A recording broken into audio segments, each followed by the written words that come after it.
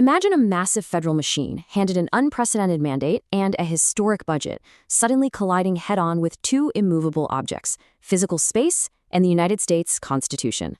Welcome to this explainer.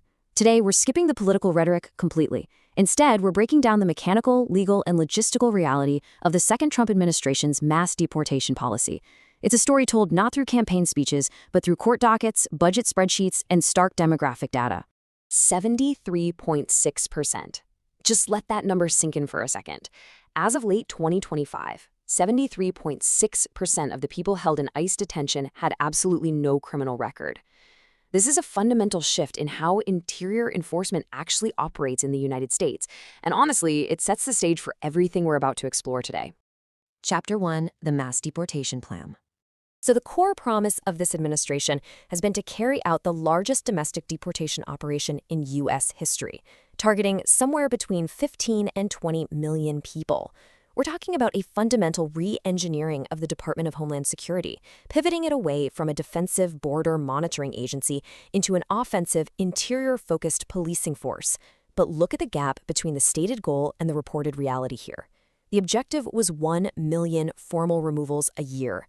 The official numbers claim over 605,000 formal deportations paired with 1.9 million what they call self-deportations.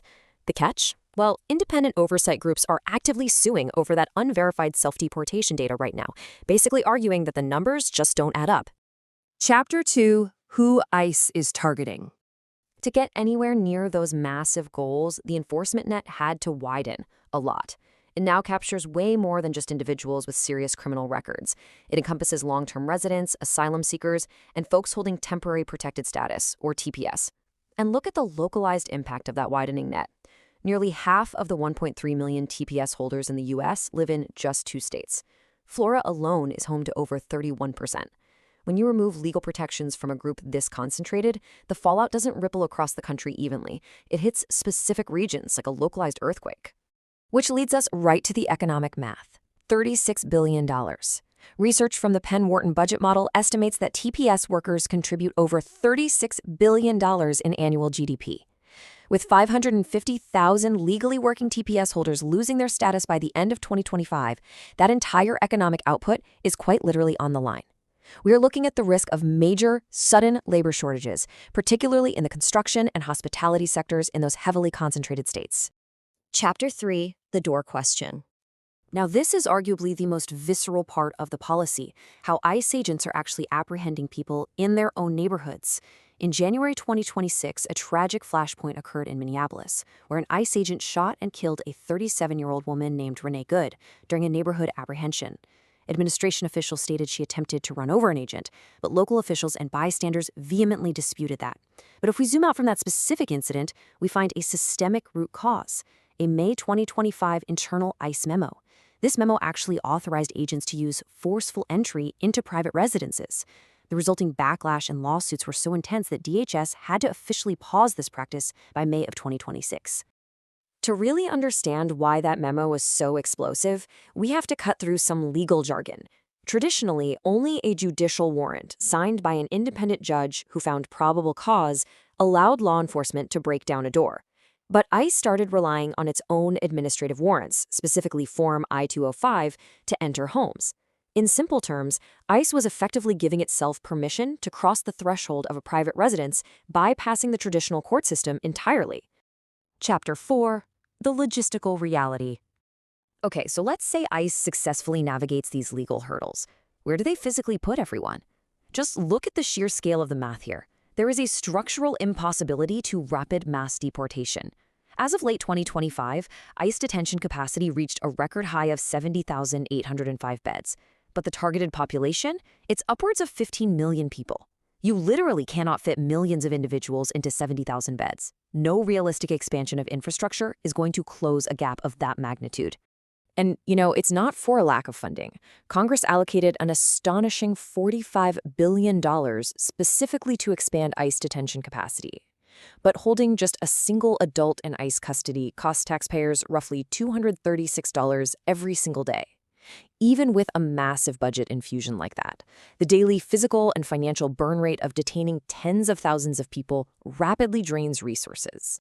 So, the really crucial point is how this logjam affects the individuals inside the system. Walk through this pipeline with me for a second. Under expanded mandatory detention policies, a person gets arrested, often with no criminal record, as we saw earlier. Previously, they might have been released on bond to await trial. Now, they're routinely denied a bond hearing. Because immigration courts have a massive backlog of millions of cases, that individual is trapped in indefinite detention for months, simply waiting for a judge to become available. Chapter 5: The Legal Battleground. This collision of logistics and aggressive apprehension tactics means over 100 new lawsuits are being filed against the administration every single day. Looking at the arguments impartially, the administration firmly defends its actions. DHS General Counsel James Percival argues that because these targeted individuals have already gone through the system and received a final removal order from an immigration judge, their constitutional due process has been entirely fulfilled. To the administration, that administrative warrant is just the final receipt of a completed legal process. But on the flip side, civil rights groups and a growing number of federal judges immediately counter that argument.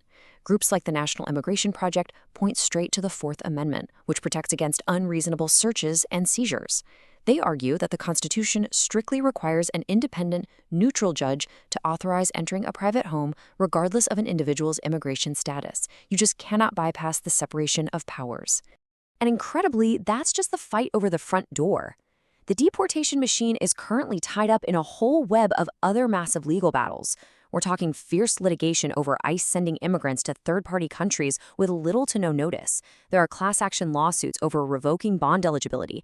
And perhaps most monumentally, there are brewing Supreme Court clashes over executive orders attempting to reinterpret birthright citizenship.